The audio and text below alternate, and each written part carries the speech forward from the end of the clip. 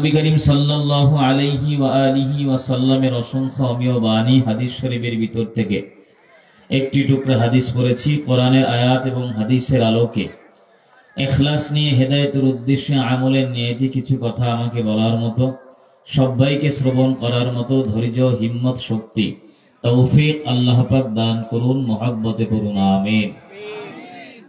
আল্লাহ পাক রব্বুল আলামিনের কোরআন মহাবিশ্বের মহাবিস্ময়কর এক কমপ্লিট কোড অফ লাইফ, গোটা পৃথিবীর মানুষের জীবন ব্যবস্থা, ব্যক্তি জীবন, পারিবারিক জীবন, সামাজিক জীবন, রাজনৈতিক জীবন, রান্নাঘর থেকে মেম্বার অফ পার্লামেন্ট পর্যন্ত একটি মানুষের জীবনে যা কিছু দরকার সব আল্লাহ পাক কোরআনে হাকিমের ভিতরে বলে দিয়েছেন। কোরআনের মতো দামি কিতাব পৃথিবীতে নেই, কোরআনের মতো শ্রেষ্ঠ কিতাব নেই পৃথিবীতে। তাওরাত, জাব্বুর, ইনজিল, ত্রিপিটক, জিন্দাবিস্তা, মহাভারত, বহু কিতাব আছে, বই আছে, উপন্যাস আছে। সারা পৃথিবী খুঁজলে তাওরাতের একজন হাফেজ খুঁজে পাওয়া যাবে না, জাবুরের হাফেজ নাই, ইনজিলের হাফেজ নাই।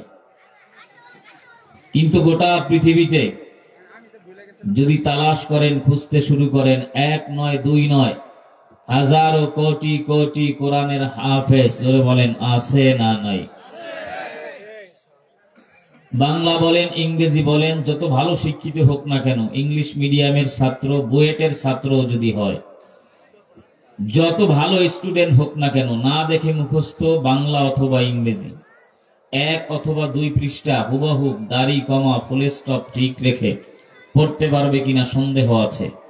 কিন্তু আল্লাহর কোরআন সূরা ফাতিহা থেকে সূরা নাস পর্যন্ত মুখস্থ তিলাওয়াত করবে, একটা জের, জবর, নুক্তা, পেশ পর্যন্ত ভুল হবে না।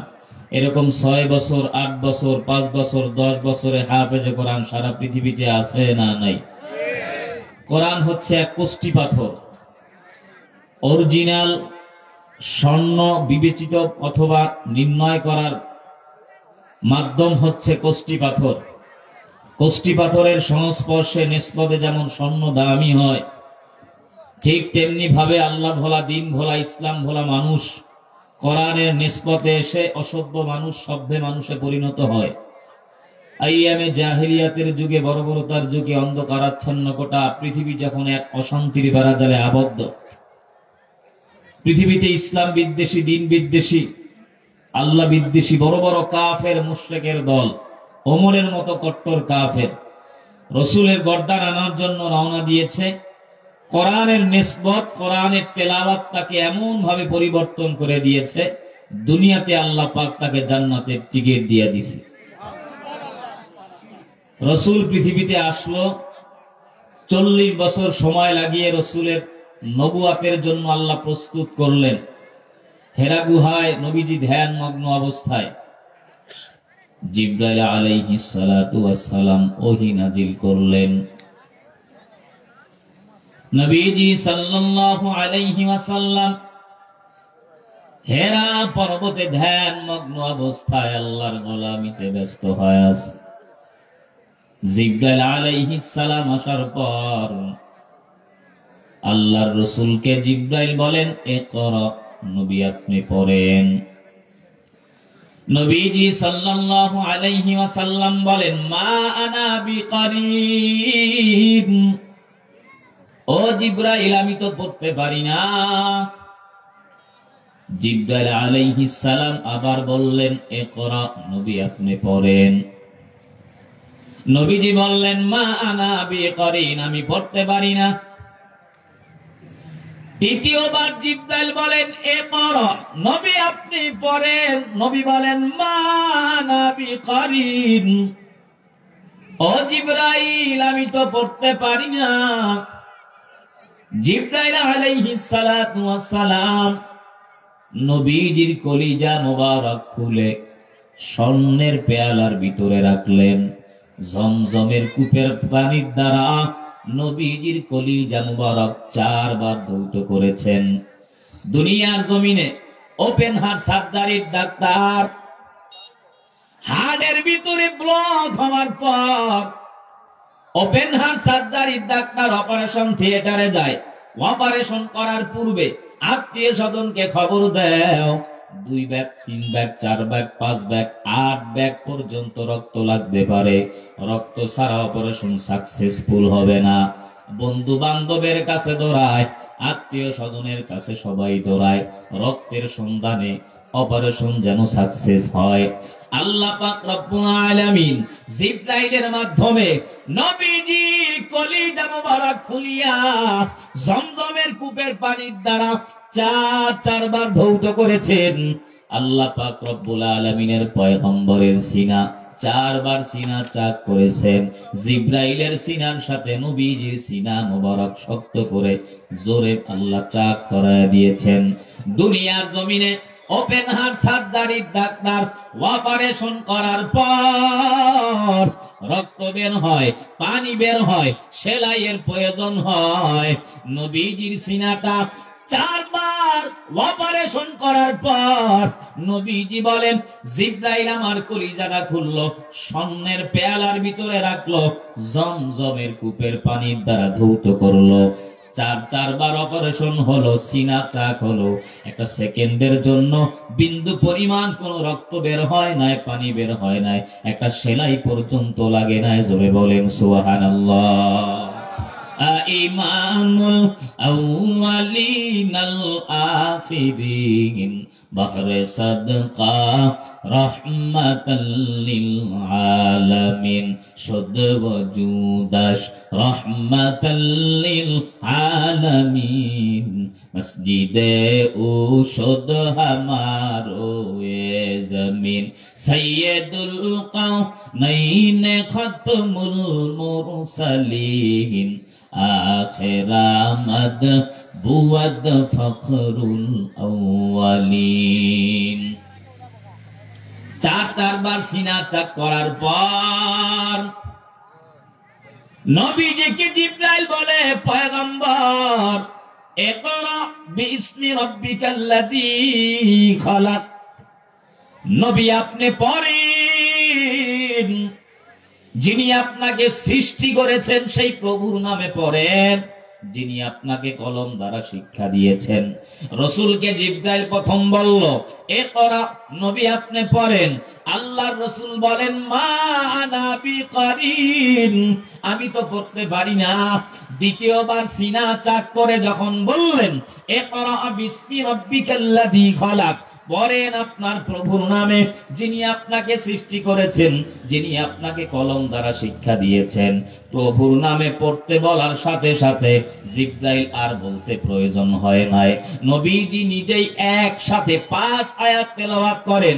ইকরা বিসমি রাব্বিকাল্লাযী খালাক খালাকাল ইনসানা মিন আলাক ইকরা ওয়া রাব্বুকাল আকরাম আল্লাযী আল্লামা বিল কলম। 5 আয়াত। সুবহানাল্লাহ বলেন। নবীজি 5 আয়াত তেলাওয়াত করার পর আল্লাহর পয়গম্বরের শরীরের ভিতরে প্রচন্ড জ্বর।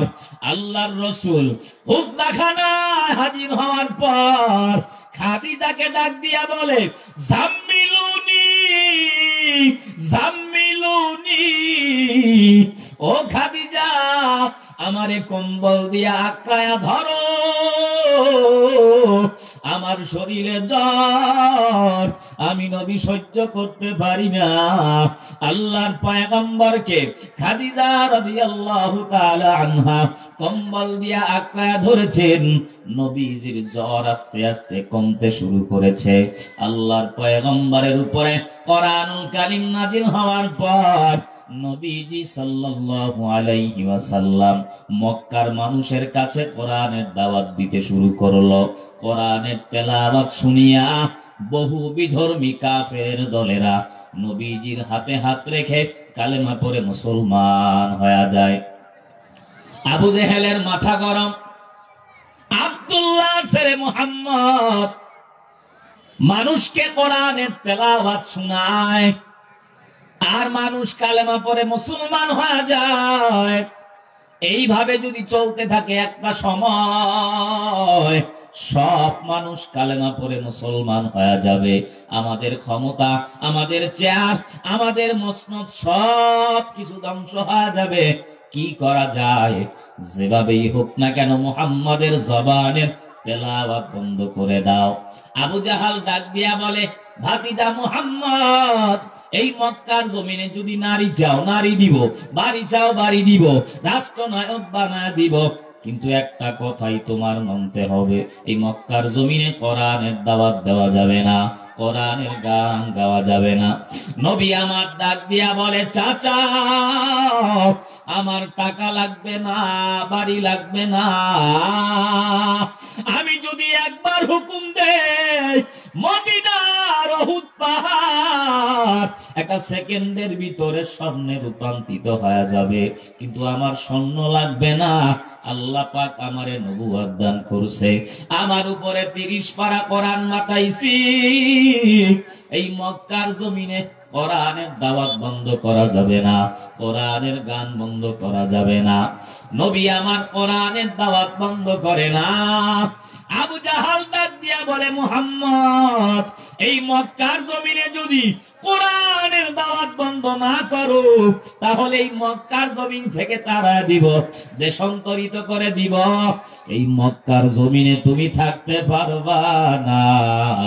নবী আমার ডাক দিয়া বলে, চাচা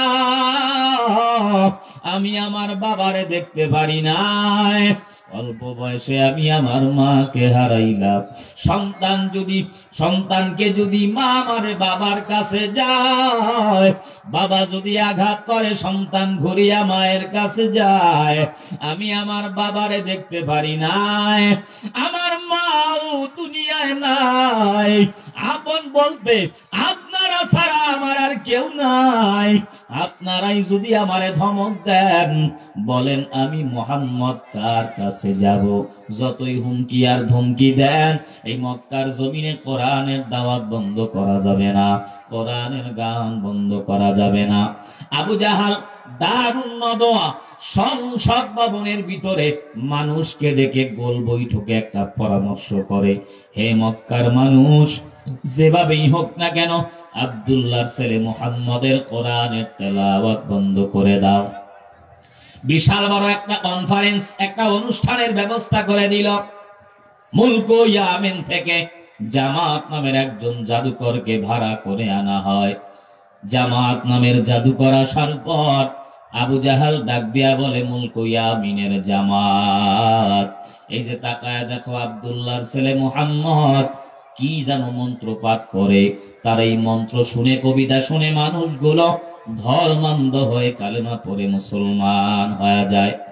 তোমাকে আনলাম, যত টাকা চাও, যত সম্পদ চাও সব দিয়া দিলাম, একটাই মাত্র শর্ত, তোমার জাদুবিদ্যার দ্বারা মুহাম্মদের জাদুবিদ্যাকে দমন করে দাও, খতম করে দাও। জামাত বলে, এটা কোনো ব্যাপার নাকি, আপনি মুহাম্মদকে আমার সামনে ডাক দেন। কষ্ট হচ্ছে ভাই? নবী আমার মুলক ইয়ামিনের জামাতের সামনে হাজির। পয়গম্বর হাজির হওয়ার পর মুলক ইয়ামিনের জামাত ডাক দিয়া বলে, মুহাম্মদ তুমি নাকি বিশাল বড় একটা জাদুকর, কি তোমার জাদুবিদ্যা দেখাও। নবী বলেন, না আমার কোনো জাদু নাই, মন্ত্র নাই, কবিতা নাই, তুমি তোমার জাদু দেখাও। জামাত ডাক দিয়া বলে, মুহাম্মদ এই মুলক ইয়ামিনের ভিতরে আমার মতো জাদু বিদ্যা জানলে বলা কেউ নাই, অতএব আমি আগে জাদু দেখাবো না, তুমি তোমার জাদু আগে দেখাও। আল্লাহর পয়গম্বর হাজার হাজার কাফের মুশরিক বেঈমানের সামনে জবান খুলে মধুর সুরে আল্লাহর নাজিল করা কোরআনুল কারীম থেকে তিলাওয়াত শুরু করে দিয়েছে। জোরে বলেন আল্লাহু আকবার। الرحمن علم القرآن خلق الإنسان علمه البيان।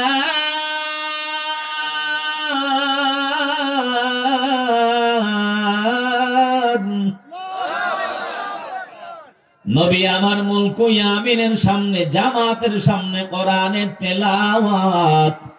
কিছুক্ষণ তেলাওয়াত করার পর পয়গম্বর তেলাওয়াত করা বন্ধ করে দেয়। মুলক ইয়ামিনের জামাত ডাক দিয়া বলে, মুহাম্মদ তুমি কেন কোরআনের তেলাওয়াত বন্ধ করেছ? আবার কোরআন থেকে তেলাওয়াত শুরু করে দাও। আল্লাহর পয়গম্বর তেলাওয়াত করতেছে, তেলাওয়াত চলতেছে, হাজার হাজার কাফের মুশরিকেরা চাতক পাখির মতো তেলাওয়াত শুনতেছে। নবী আমার তাকায়া দেখি মুলক ইয়ামিনের জামাতের দু চোখ বেয়ে বেয়ে গড়গড়ায়া পানি পড়ে। আল্লাহর নবী ডাক দিয়া বলে, মুলক ইয়ামিনের জামাত, তুমি এই জমিনে আসছো আমি মুহাম্মাদের জবানের তেলাওয়াতকে বন্ধ করে দেওয়ার জন্য, নিভায়া দেওয়ার জন্য, দমন করে দেওয়ার জন্য। তোমার চোখের গোড়ায় কেন পানি? বাবার জন্য কান্না করো, মায়ের কথা মনে পড়ে কান্না করো।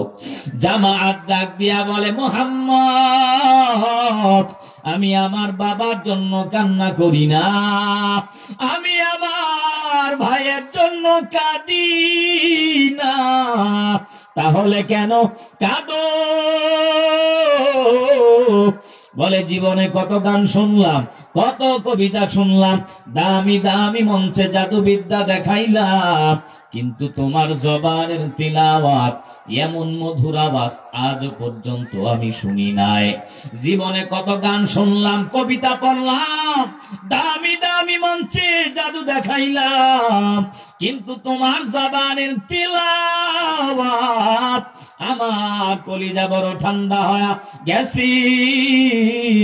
আমার টাকা লাগবে না, বাড়ি লাগবে না, এই মক্কার আবু জাহেল সহ কাফেরেরা আমারে যদি হত্যাও করে আমার কোনো টেনশন নাই। ও মুহাম্মদ, এটা মানুষের তৈরি করা মানব রচিত কোনো কালাম হতে পারি না, এটা অবশ্যই আসমানি কিতাব। যেই জামাত নামের জাদুকর ছিল আল্লাহর পয়গম্বরের কোরআনের আওয়াজকে বন্ধ করে দেওয়ার জন্য, নিভায়া দেওয়ার জন্য, কোরআনের শ্রুতিমতো আওয়াজ নবীজির জবানের তিলাওয়াত শোনার পর মুলক ইয়ামিনের জামাত রাসূলের হাতে হাত রেখে কোরআন শুনে কালেমা পড়ে মুসলমান হয়ে গেছে। জোরে কোন সুবহানাল্লাহ। এই কালামে জিন্দা কোরআনে হাকিম, হিকমতে উলায়া জালাস্তু কদিম, জামিউল ইলম ফিল কোরআনে হাকিম, তাকাসারাত আনহু আফহামুর রিজালি, বখা কোরআন কালামুল্লাহ বসনো, কদিমাস্তি কদিমাস্তি নঈন। আল্লাহ পাক রব্বুল আলামিন বলেন, আল্লামাল কুরআন খলাকাল ইনসান, দুনিয়াতে আমি মানুষকে কোরআন শিক্ষা দিলাম, এরপরে মানুষ বানাইলাম। আগে কোরআন শিখাইলাম, এরপরে মানুষ বানাইলাম। আল্লামাল কোরআন, আগে শিখাইলাম কোরআন, খলাকাল ইনসানের পরে মানুষ বানাইলাম। একটু আওয়াজ দিয়ে আপনারা বলবেন, দুনিয়াতে মানুষ আগে শিক্ষা হয় না আগে জন্ম হয়? জোরে বলেন। কি আপনারা ঘুমায় গেছেন গা? আওয়াজে বোঝা যায়। মোনাজাত দিয়ে দিতাম নাকি? হ্যাঁ, কিছু সময় চলবে না? লিল্লাহে তাকবীর। পিছনের ভাইরা জোরে নারায়ে তাকবীর। মুসলমানের ঈমানের আওয়াজ আল্লাহু আকবারের ধ্বনি হচ্ছে। পৃথিবীতে এক অ্যাটম বোমের সুপ্রিম পাওয়ার। শুধুমাত্র তরবারি দিয়ে এই পৃথিবীতে ইসলামের বিজয় হয়নি। লক্ষাধিক কাফের মুশরিকদের মোকাবেলায় মুসলমানের আল্লাহু আকবারের প্রকম্প ধ্বনিতে পৃথিবীর কাফের মুশরিকেরা নিস্তেনাবুদ হয়ে গিয়েছে। ইসলাম বিরোধীরা, দ্বীন বিরোধীরা, নাস্তিক, মুরতাদ, বেঈমান যারা এই জমিনে বসে এখনো ইসলামের বিরুদ্ধে, দ্বীনের বিরুদ্ধে, আল্লাহর কোরআনের বিরুদ্ধে বাঁকা নজরে কথা বলার চেষ্টা করে, মুসলমানের এই আল্লাহু আকবারের আওয়াজ এমন এক অ্যাটম বোমের নাম। কামান লাগবে না, বিমান লাগবে না, অস্ত্র লাগবে না, রাইফেল লাগবে না। বদরের ময়দানে, ওহুদের ময়দানে, খয়বারের ময়দানে, গলাউদের ময়দানে মুসলমান শুধু আল্লাহু আকবারের আওয়াজ দিয়েছে, বাতিলদের অন্তরে কম্পন সৃষ্টি হয়ে গেছে। মুসলমানের আল্লাহু আকবারের আওয়াজের সামনে পৃথিবীর সমস্ত পরাশক্তি, রাষ্ট্রশক্তি, কামান, অস্ত্রকে আল্লাহ নিস্তেনাবুদ করে মাটির সাথে মিলিয়ে দিয়েছে। ধরে বলেন ঠিক কিনা? লড়াইয়ের ওই ময়দানেতে যেতে তোমাকেই হবে, প্রয়োজনে সব রক্তটুকু জমিনেই ঢেলে দিবে। লড়াইয়ের ওই ময়দানেতে যেতে তোমাকেই হবে, প্রয়োজনে সব রক্তটুকু জমিনেই ঢেলে দিবে। তবুও তোমায় লড়তে হবে, মানিবে না পরাজয়। তবুও তোমায় লড়তেই হবে, মানিবে না পরাজয়। বিপ্লব মানে জীবন দেয়া, বসে থাকা নয়। সে কোনো দিন আসবে না রে, করো যদি ভয়। আসবে বিজয়, রক্ত আর জীবনের বিনিময়। আসবে বিজয়, রক্ত আর জীবনের বিনিময়। বিপ্লব মানে জীবন দেয়া, বসে থাকা নয়। সে কোনো দিন আসবে না রে, করো যদি ভয়। কোথা থেকে কোন ভিনদেশী শকুন আমার দেশে এসে সেবার নামে বসলো জিরে মীর জাফরের বেশে। কোথা থেকে কোন ভিনদেশী শকুন আমার দেশে এসে সেবার নামে বসলো দেখো মীর জাফরের বেশে। ওদের করতে নিস্তেনাবুদ হতে হবে নির্ভয়। ওদের করতে নিস্তেনাবুদ হতে হবে নির্ভয়। বিপ্লব মানে জীবন দেয়া, বসে থাকা নয়। সে কোনো দিন আসবে না রে, করো যদি ভয়। আসবে বিজয়, রক্ত আর জীবনের বিনিময়। আসবে বিজয়, রক্ত আর জীবনের বিনিময়। বিপ্লব মানে জীবন দেয়া, বসে থাকা নয়।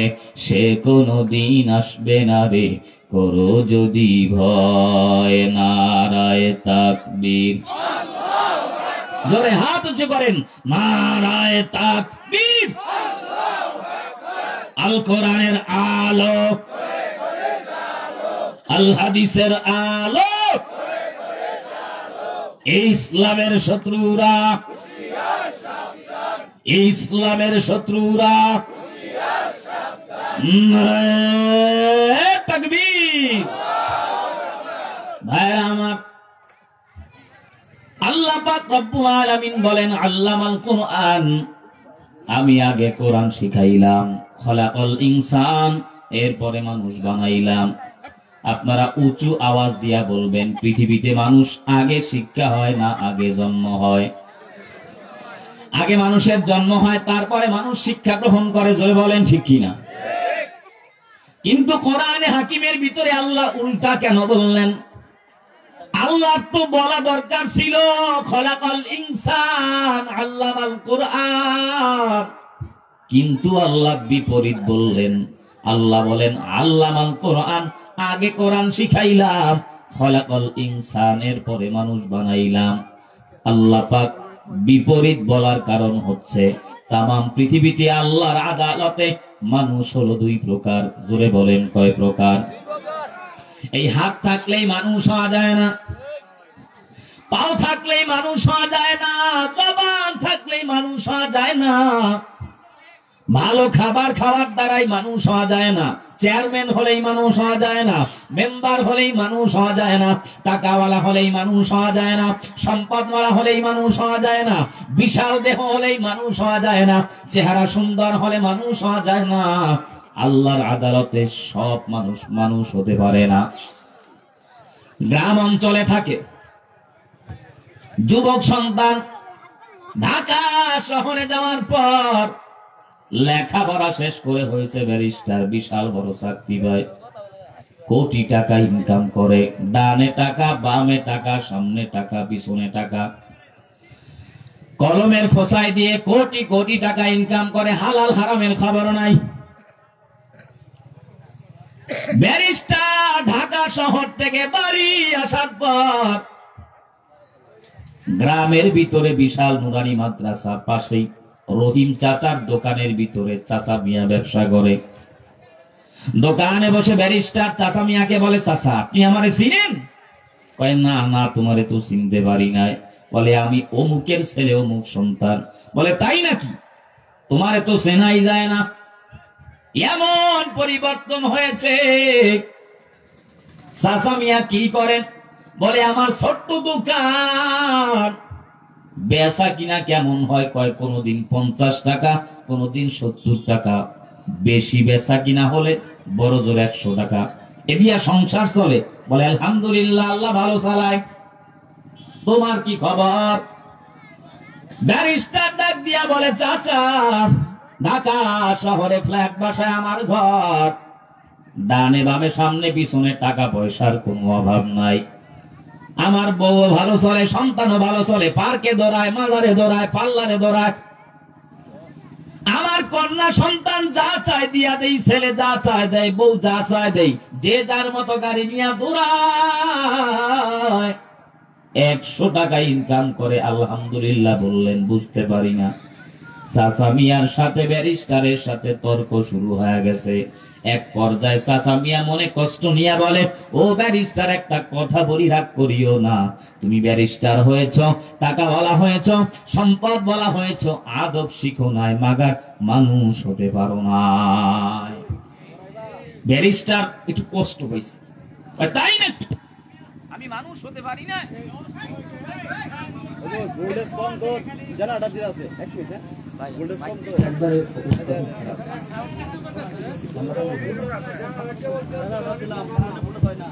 ভাইয়ের আমার, চাচা মিয়া কলে, ব্যারিস্টার টাকাওয়ালা হয়েছ, বাড়িওয়ালা হয়েছ, আদব শিখো নাই, মানুষ হতে পারো না। ব্যারিস্টার ডাক দিয়া বলে, তাহলে আপনি কি বলতে চান? বন্ধ করে দেন, কি বুঝাতে চান? চাচা মিয়া বলে, তোমার চাইতে আমার মাদ্রাসা নুরানি ছাত্রর জ্ঞান অনেক বেশি। ব্যারিস্টার একটু রাগান্বিত হয়ে গেছে। তাই নাকি? তাহলে একটা বহাস হয়ে যাক। বিকাল 4টা বাজে নুরানি মাদ্রাসা, হেফজখানা মাদ্রাসা ছুটি হওয়ার পর 8 বছরের সন্তান মাথার ভিতরে পাগড়ি বাইধা, ডান পাশ দিয়া হাঁটে, পরনের ভিতরে সুন্নতি জুব্বা, বুকের ভিতরে আল্লাহর কোরআন ঝুলাইয়া, বাড়ির দিকে ডান পাশ দিয়া জিকির করতে করতে যায়, তেলাওয়াত করতে করতে দৌড়ায়। চাচা মিয়া দোকান থেকে ডাক দিয়া বলে, নাতি, আজকে একটা মুসিবতের ভিতরে পড়লাম। এই বিপদ থেকে, মুসিবত থেকে যদি হেফাজত না হতে পারি, উপায় থাকবে না। বড় আশ্চর্যজনক কথা। কি মুসিবত? বলে, এই ব্যারিস্টার শিক্ষিত হয়েছে, টাকাওয়ালা হয়েছে, তার সঙ্গে একটা বহাস আমি দিয়েছি। এ নাতি, তুমি আমারে বেইজ্জতি করিও না, আসো এই ব্যারিস্টারের সঙ্গে বহাস। চাচা মিয়াকে নাতি ডাক দিয়া বলে, দাদা আপনি কোনো চিন্তা করিয়েন না, ব্যারিস্টারকে আমার সামনে বসায়া দেন। 8 বছরের বালক, তার সামনে ব্যারিস্টার হাজির। ছোট্ট সন্তান ডাক দিয়া বলে, ব্যারিস্টার, আমার দাদা আপনারে বলেছেন এলেম শেখেন নাই, টাকাওয়ালা হয়েছেন, আদবওয়ালা হন নাই, মানুষ হতে পারেন নাই, আপনি মনে কষ্ট পেয়েছেন। আজকে আপনি প্রশ্ন করবেন, আমি উত্তর দিব, আমি প্রশ্ন করব, আপনি উত্তর দিবেন। যদি আমার প্রশ্নের উত্তর সঠিকভাবে দিতে পারেন, তাহলে বুঝতে পারবো কোরআনওয়ালাদের চাইতে আপনি অনেক জ্ঞানী। আর যদি আপনি আমার প্রশ্নের উত্তর না দিতে পারেন, যদি আমি বহাসে ঠকে যাই, তাহলে প্রমাণ হবে আপনি জ্ঞানী। আপনি ঠকলে বুঝবেন আমি অনেক জ্ঞানী। আপনার যা মন চায় প্রশ্ন করেন, হাজার হাজার প্রশ্ন করেন, সমস্যা নাই, কিন্তু আমি ছোট্ট বাচ্চা, প্রশ্ন করব মাত্র একটা। জোরে বলেন, কয়টা? চাচা মিয়ার সামনে ব্যারিস্টার এবার প্রশ্ন করে, ও 8 বছরের সন্তান বালক, তুমি যেখানটার ভিতরে দাঁড়ায় আছো, তোমার মাথার উপরে কিচির মিচির আওয়াজ দিয়া পাখিগুলা উড়ে, তুমি দেখতে পারবা না, সইতেও পারবা না, গুনতেও পারবা না, ধরতেও পারবা না, বলো কয়টা পাখি আছে? ছোট্ট সন্তান বলে, ব্যারিস্টার, আমার মাথার ভিতরে পাখি আছে মাত্র 10টা। ব্যারিস্টার বলে, কি ব্যাপার? দেখলাও না, ধরলাও না, গনলাও না, কমও তো হতে পারে, বেশিও তো হতে পারে। আন্দাজে 10টা কিভাবে বললা? ছোট্ট বাচ্চা ডাক দিয়া বলে, ব্যারিস্টার, যদি আপনি মনে করেন পাখি বেশি আছে, তাহলে বুঝবেন অন্য জায়গার থেকে এখানে বেড়াইতে আসছে। আর যদি মনে করেন পাখি কম, তাহলে বুঝতে হবে এখান থেকে পাখি খাবার আনতে গেছে। এবার আপনার দ্বিতীয় প্রশ্ন। ব্যারিস্টার ডাক দিয়া বলে, সন্তান, তুমি যেই মাটির ভিতরে দাঁড়ায় আছো, তুমি গুনতে পারবা না, দেখতে পারবা না, ধরতে পারবা না। আন্দাজে বলো, এটা পৃথিবীর কোনখান? 8 বছরের সন্তান, মাথার ভিতরে পাগড়ি, বুকের ভিতরে আল্লাহর কোরআন, শরীরের ভিতরে রাসূলের সুন্নাত। ছোট্ট বাচ্চা ডাক দিয়া বলে, ব্যারিস্টার, আমি যেখানে দাঁড়ায় আছি এই জায়গাটা পৃথিবীর মধ্যখান। ব্যারিস্টার ডাক দিয়া বলে, বাচ্চা, ছোট্ট সন্তান, তুমি দেখলাও না, গুনলাও না, শুইলাও না, আন্দাজে কিভাবে বললা এটা পৃথিবীর মধ্যখান? কমও তো হতে পারে, বেশিও তো হতে পারে, এটা পৃথিবীর মধ্যখান কিভাবে হয়? ছোট্ট বাচ্চা 8 বছরের সন্তান ডাক দিয়া বলে, ব্যারিস্টার, এটাই পৃথিবীর মধ্যখান। যদি আপনার বিশ্বাস না হয়, 10 হাতের একটা লাঠি লন, আর এক কোনা দিয়া মাপা শুরু করেন। এবার ব্যারিস্টার মনে মনে চিন্তা করে, না না না, এই দুনিয়াটা বিশাল বড় জায়গা, এটা তো মাপা কোনোভাবেই সম্ভব না। 2টা প্রশ্নের উত্তর দুটোটাই ছোট্ট বাচ্চা যখন দিয়া দিল, এবার ব্যারিস্টার বলে, আমার কোনো প্রশ্ন নাই, এবার আবার তোমার প্রশ্ন করো। ছোট্ট বাচ্চা 8 বছরের সন্তান বলে, ব্যারিস্টার, আমি অনেকের মুখে শুনেছি আপনার বাবারা, আপনার দাদারা, আপনার চাচারা আগেরকার যুগে গরু চুরি করত। একটু আপনার কাছে জানতে চাই, সেই অভ্যাসটা এখনো আছে না গেছে? এবার ব্যারিস্টার মনে মনে চিন্তা করে, যদি আমি উত্তর দেই অভ্যাসটা এখন আর নাই, তাহলে প্রমাণ হবে আগে গরু চুরি করতাম। আর যদি এখন বলি অভ্যাসটা এখনো আছে, তাহলে তো প্রমাণ হবে আমি এখনো গরু চোর, আমার বাপে গরু চোর, আমার দাদায় গরুর চোর, আমার তালুই গরুর চোর। তাহলে তো উপায় নাই। এবার ব্যারিস্টারের মুখে কোনো কথা নাই। ছোট্ট বাচ্চা 8 বছরের সন্তানকে দাদা বুকের ভিতরে জড়ায় কাঁদে আর বলে, ও সন্তান, নাতি আমার, আমি ব্যারিস্টারকে বারবার বলেছি, টাকাওয়ালা হয়েছো, ক্ষমতাওয়ালা হয়েছো, আদব শিখো নাই, মানুষও নাই, কিন্তু ব্যারিস্টার কোনোভাবেই মানতে চায় না। এবার তুমি বহস হয়ে প্রমাণ করে দিলা, দুনিয়ার জমিনে একমাত্র কেবলমাত্র মানুষ সত্যিকার অর্থে মানুষ হয় যাদের ভিতরে কোরআনের জ্ঞান আছে, কোরআনের শিক্ষা আছে। তাদের মতো সভ্য মানুষ, ভালো মানুষ, আখলাকওয়ালা মানুষ, উত্তম চরিত্রের মানুষ, আল্লাহর কাছে দামি মানুষ আর কেউ হতে পারে না।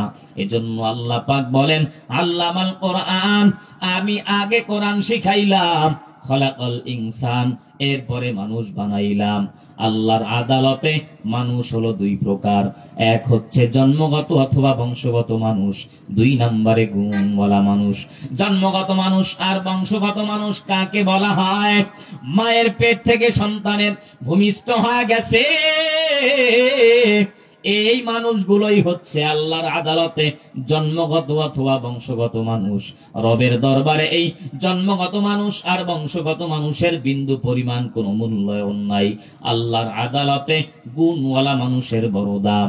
কিসের গুণ? টাকার গুণ না, বাড়ির গুণ না, গাড়ির গুণ না, সম্পদের গুণ না।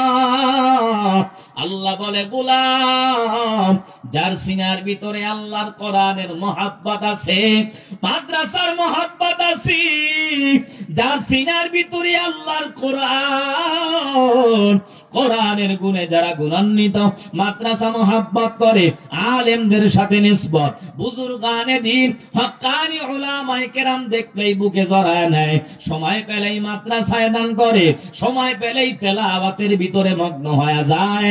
আলেম দেখলেই বড় মজা, মাদ্রাসা ভালো লাগে, কোরআন তেলাওয়াত তার ভালো লাগে। এক কথায় কোরআনের গুণে যারা গুণান্বিত, ওই গুণওয়ালা মানুষ রবের কাছে বড় দামি, বড় সম্মানিত। জোরে বলেন সুবহানাল্লাহ। এজন্য মুসলমান নিজে কোরআন পড়ো, সন্তানটারে কোরআনওয়ালা বানাও, মেয়েটারে কোরআনওয়ালা বানাও, সন্তানটারে কোরআনের মাদ্রাসায় দাও। কোরআন তোমারে দামি বানায় দিবে, কোরআন তোমারে সম্মান বলা বানায় দিবে। নবীজির বিখ্যাত সাহাবী হযরতে আলী রাদিয়াল্লাহু তাআলা আনহু বলে, আল্লাহ দুনিয়ার জমিনে মানুষ সম্মানের চেয়ার পায় দুইটা কারণে, এক নম্বরে তার টাকা, দুই নম্বরে তার ইলম। আয় আল্লাহ, তুমি আমাদেরকে টাকা দাও নাই, কিন্তু ইলম দিয়েছো। ইলম পায় আমরা বড় খুশি, কারণ টাকাওয়ালার টাকা আজ আছে কাল থাকবে না, কিন্তু ইলমওয়ালার ইলম সিনার ভিতরে ঢুকবে, কখনো বিদায় হবে না।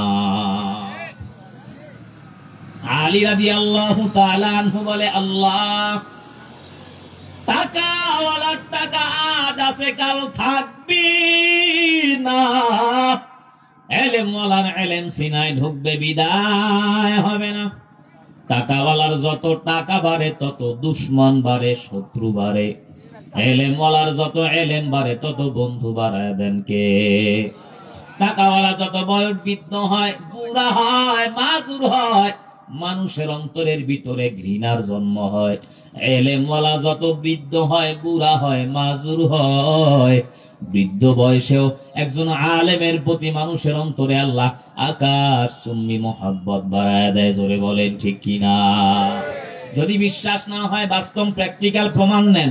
এই উপমহাদেশের ভিতরে জবর বিখ্যাত বড় শাইখুল হাদিস আল্লামা আহমদ শফি রহমাতুল্লাহি আলাইহি, আল্লামা দেলাওয়ার হোসেন সাইদি রহমাতুল্লাহি আলাইহি, জুনায়েদ বাবুনগরী রহমাতুল্লাহি আলাইহি, চরমোনার জমিনে ঘুমন্ত সৈয়দ ফজলুল করিম রহমাতুল্লাহি আলাইহি যৌবন বয়সে আল্লামা আহমদ শফির নামটা পর্যন্ত অনেকে জানতো না, কিন্তু বয়স হওয়ার পর, বৃদ্ধ বয়সে যাওয়ার পর, মাজুর হওয়ার পরে তামাম পৃথিবীতে আল্লাহ পাক এমন ভাবে তারে সম্মানিত করে দিলেন, প্রচার করে দিলেন, হাইলাইট করে দিলেন।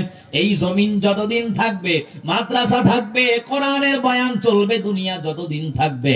আল্লামা আহমদ শফি বলেন, দেলাওয়ার হোসেন সাইদি রহমাতুল্লাহি আলাইহি, সৈয়দ ফজলুল করিম রহমাতুল্লাহি আলাইহি, জুনায়েদ বাবুনগরী রহমাতুল্লাহি আলাইহি, এ সমস্ত আল্লাহওয়ালা বুজুর্গদের নাম মানুষ কিয়ামত পর্যন্ত বড় আদবের সাথে, সম্মানের সাথে স্মরণ করবে। জোরে বলেন ঠিক কিনা?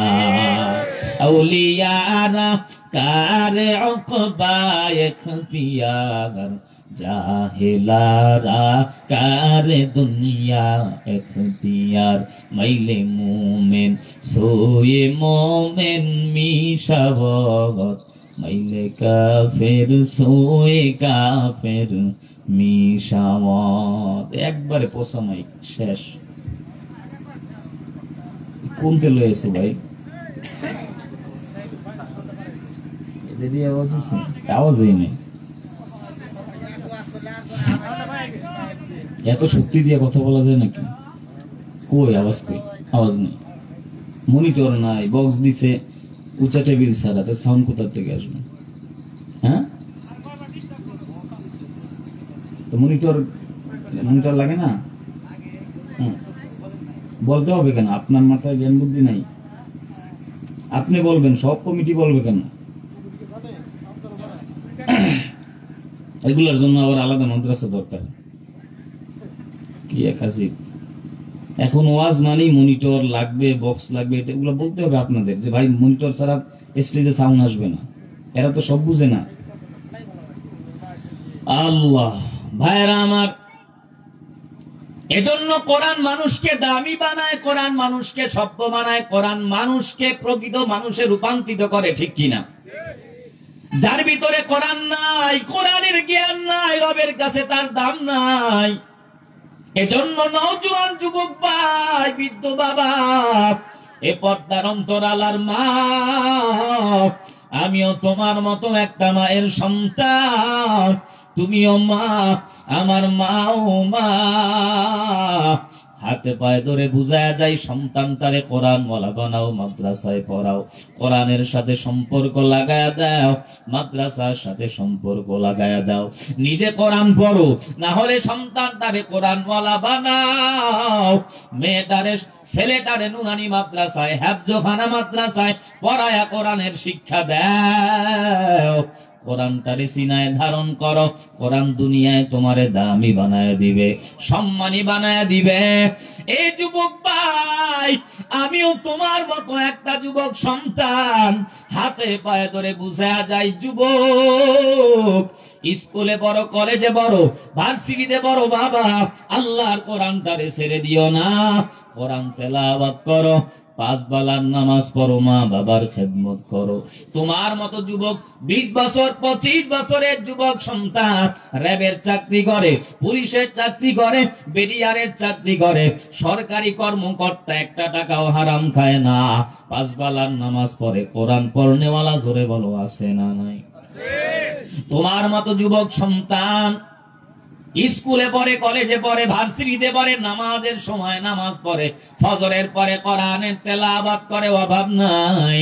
তোমার মতো যুবক সন্তান এসিডিসি, এসপি, উকিল, barrister, professor, doctor, doctor, engineer, 5 বেলার নামাজি, কোরআন পড়নেওয়ালা, অভাব নাই।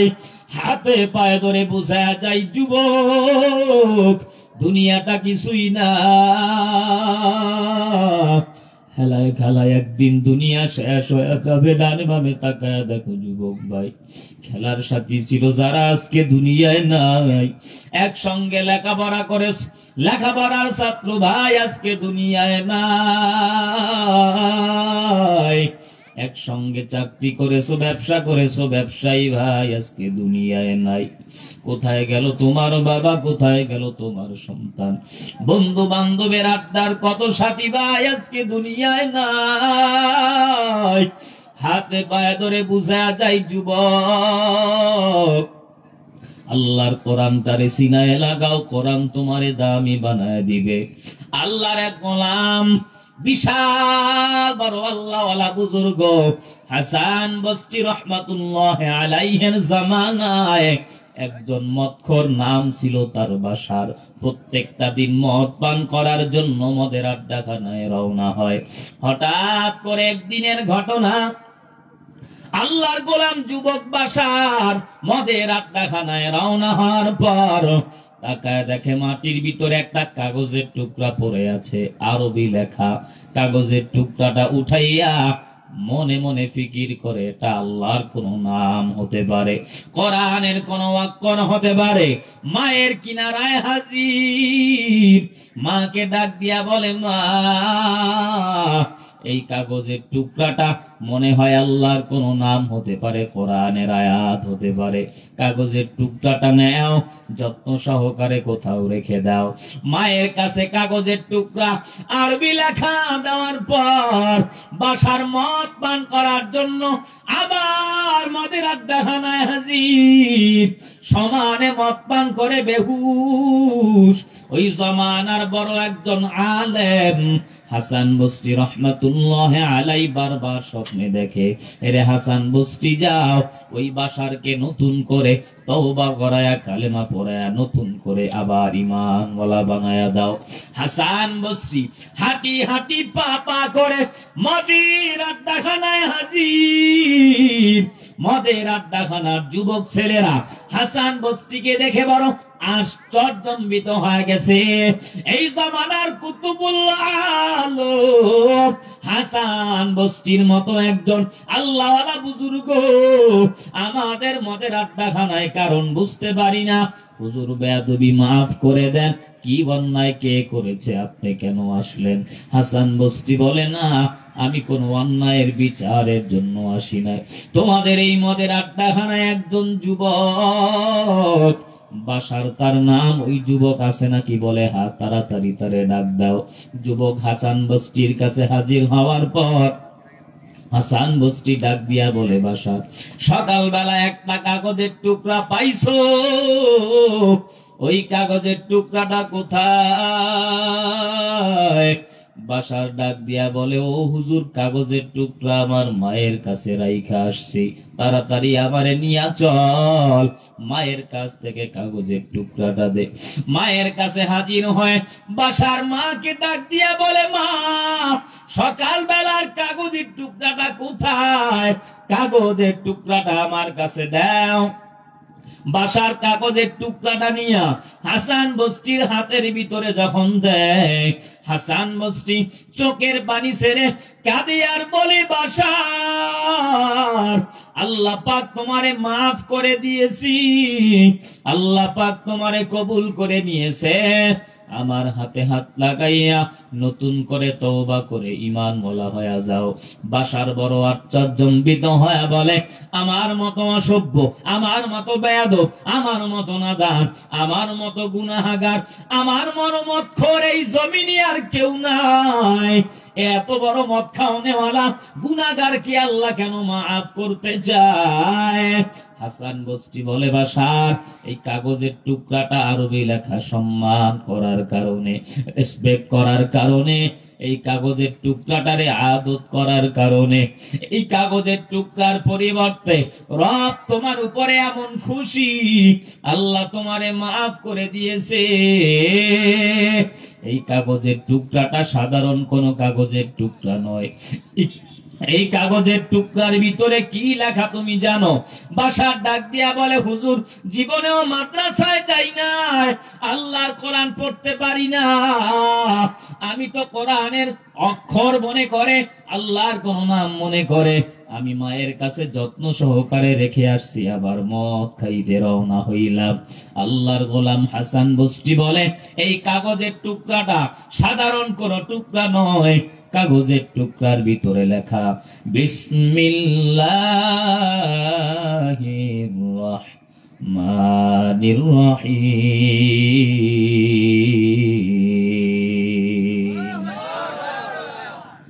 বিসমিল্লাহির রহমানির রহিম। এই বিসমিল্লাহ কি সম্মান করার কারণে, বিসমিল্লাহকে রেসপেক্ট করার কারণে, বিসমিল্লাহকে এত মান দেওয়ার কারণে আল্লাহ পাক তোমারে কবুল করে নিছে, মাফ করে দিয়েছে। হাসান বস্তি বলে, বাসার, আমার হাতে হাত রাখো, নতুন করে কালেমা পড়ে তওবার দরওয়াজায় ফিরে আয়। সামান্য কাগজের টুকরা বিসমিল্লাহকে সম্মান করার কারণে ওই মদখোরকে আল্লাহ এমন ভাবে পরিবর্তন করে দিয়েছে, ওই বাসারকে আল্লাহ পাক ওই জমানার বড় একজন আল্লাহওয়ালা বুজুর্গ বিশরে হাফি রহমাতুল্লাহ আলাইহি বানায় দিয়েছে। জোরে বলেন সুবহানাল্লাহ। এজন্য যুবক ভাই, এ বৃদ্ধ বাবাজিরা, এ পর্দার অন্তরালার মা, হাতে পায়ে ধরে বুঝা যায়, দুনিয়াতে কোরআন সিনায় লাগাও, মাদ্রাসার সাথে সম্পর্ক লাগায় দাও, কোরআন ওয়ালার সাথে সম্পর্ক লাগাও, আলেমের সাথে মোহাব্বত লাগায় দাও, কোরআনের সাথে নিসবত লাগায় দাও। দুনিয়াতে আল্লাহ তোমারে দামি বানায় দিবে, পরকালে আল্লাহ তোমারে দামি বানায় দিবে। দুনিয়াটা কিছুই না, একদিন তো দুনিয়া থেকে বিদায় নেওয়া লাগবে। তুমিও কবরে যাবা, আমিও কবরে যাব। কারো 20 বছরে মরণ হয়, কারো 25 বছরে মরণ হয়, কারো 30 বছরে মরণ হয়। একটু পেপার পত্রিকা দেখো, ফেসবুক খুলে তাকায় দেখো, এমন কোন দিন নাই 20 বছরের যুবকের মরণের খবর নাই, এমন কোন দিন নাই 25 বছরের যুবকের মরণের খবর নাই, এমন কোন দিন নাই 30 বছরের যুবকের মরণের খবর নাই। বাসের নিচে যুবকের লাশ, হোন্ডার নিচে যুবকের লাশ, গাড়ির নিচে যুবকের লাশ। কত যুবক হুন্ডা তলে পড়ে মারা যায়, কত যুবক গাড়ি অ্যাক্সিডেন্টে মারা যায়, কত যুবক ঘুমের ঘরে মারা যায়। তোমার কবরে তুমি যাবা, আমার কবরে আমি যাব। মৃত্যুর সময় কাফনের কাপড় কারো আলাদা হবে না। মাওলারও তিন কাপড়, মাওলানা মুফতিরও তিন কাপড়, সাদা রং কোনো আলাদা হবে না। কে ব্যারিস্টার, কে ধনী, কে গরিব, কে চেয়ারম্যান, কে মেম্বার, কে বক্তা, কে শ্রোতা, কাফনের কাপড় আলাদা হবে না, কালারও আলাদা হবে না, কারো কম কারো বেশিও হবে না। 3.5 হাত কবর, তোমারও সাদা কাপড় আমারও সাদা কাপড়, তোমারও 3 কাপড় আমারও 3 কাপড়। কাফনের কাপড়ের ভিতরে লাগবে না এটা মাওলানা, এটা মুফতি, এটা মুহাদ্দিসের কাফন, এটা বক্তার লাশ, এটা শ্রোতার লাশ, এটা চেয়ারম্যানের লাশ। তোমারও যেই কাপড় দেবে আমারও সেই কাপড় দেবে, রং আলাদা হবে না, দামি হবে না, সব একই কাফনে রবের কবরে যাওয়া লাগবে। হাতে পায়ে ধরে বুঝা যায় দুনিয়াটা কিছুই না, হেলায় খেলায় একদিন দুনিয়া শেষ হয়ে যাবে ভাই। এজন্য হাতে পায়ে ধরে বুঝা যায়, স্কুলে বড়, কলেজে বড়, ভার্সিটিতে বড়, যে যেই লাইনে পড়াশোনা করো, চাকরি করো, ব্যবসা করো, এ মুসলমানেরা 5 বেলার নামাজ পড়ো, দাড়িটারে লম্বা করো, মা বাবার খেদমত করো, সিনার ভিতরে কোরআনের মোহাব্বত লাগায়া দাও, মাদ্রাসার মোহাব্বত লাগায়া দাও, কোরআনের মোহাব্বত লাগায়া দাও। এমন একটা সময় আসবি, হাজারো সময় চাইলে লাভ হবে না। আজরাইল যখন চলে আসবে, জানটা বাহির করে নিয়ে যাবে, মরণের ভিতরে শোয়া, কবরের জিন্দেগিতে রওয়ানা। ওই কিয়ামতের হুঙ্কার বড় কঠিন। আল্লাহ পাক রব্বুল আলামিনের জাহান্নামের ফেরেশতারা হাতে পায়ের ভিতরে জাহান্নামের শিকল লাগায়া টানতে টানতে টানতে টানতে নাফরমান বেনামাজি হারামখোরদের জাহান্নামের গিরের কিনারায় হাজির। জাহান্নামের ফেরেশতা বলবে, গোলাম কেন আজকে জাহান্নামে আসলা? তোমার কাছে কি নবী যায় নাই, রসুল যায় নাই? মাওলানা মাহাদি হাসান আসার পর জাহান্নামের ভয় কি দেখায় নাই? তারা বলবে, কালু বালা, অবশ্যই দেখিয়েছে, কিন্তু আমরা বিশ্বাস করি নাই, মনে করেছিলাম সব মিথ্যা। দুনিয়াটা মস্ত বড়, খাও দাও ফুর্তি করো, কিসের আবার কিয়ামত, কিসের আবার হাসর, কিসের আবার জাহান্নাম? আজকে তো আমাদের উপায় নাই। আল্লাহ জাহান্নামের ফেরেশতারা হাতে পায়ে জাহান্নামের শিকল লাগায়া ওয়াসিকাল্লাযীনা কাফারু ইলা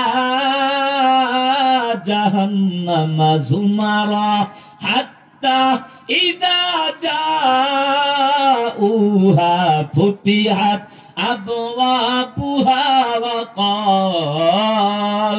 وقال لهم خزنتها ألم يأتكم رسل منكم يتلون عليكم آيات ربكم وينذرونكم لقاء يومكم هذا قالوا بلى ولكن حقت كلمة العذاب على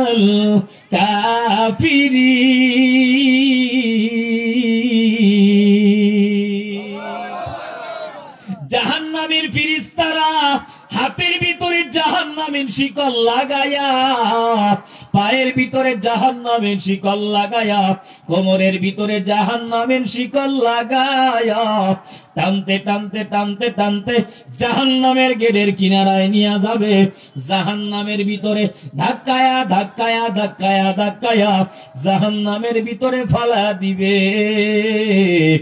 এ যুবক ভাইরা যদি পাও দুইটা গায়া দাও, আমি পায়ে হাত রেখে বিনয়ের সাথে বলিয়া যাই, যদি বলো হুজুর পা ধরেন, পা ধরতেও রাজি আছি। যুবক দুনিয়ার আগুন বাবা হাতের ভিতরে লাগলে হাত পুড়ে যায়, পায়ের ভিতরে লাগলে পাও পুড়ে যায়। জাহান্নামের আগুন হাতে পায়ে লাগার পর কলিজাগুলো ভুনা হয়ে যাবে, নারী বুড়িগুলা পিছনের রাস্তা দিয়া বের হয়ে যাবে।